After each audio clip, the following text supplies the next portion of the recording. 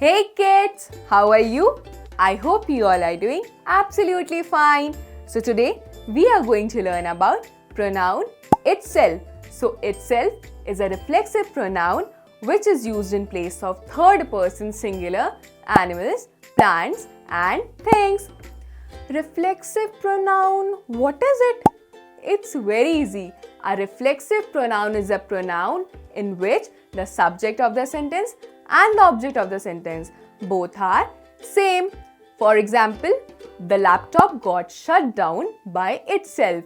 In this sentence, laptop is the subject and pronoun itself is an object, and pronoun itself refers back to the subject of the sentence, which is laptop. So why don't we see some examples and make the concept of pronoun itself clear?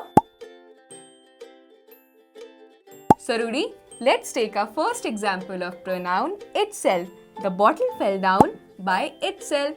So in this sentence, bottle is the subject and pronoun itself refers back to the subject of the sentence, which is bottle, and it is used in place of third person singular. Now read the second example. The puppy cannot feed by itself. Correct. So again in this sentence, puppy is the subject and itself refers back to the subject of the sentence, which is puppy. Now read the third example.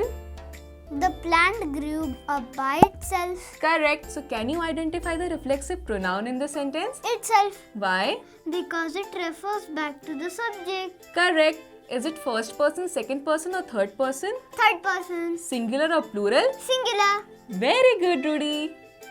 So, I hope you're very clear that what is pronoun itself. With this, bye-bye. See you in the next lesson. Please like, share and subscribe to our channel. Thank you.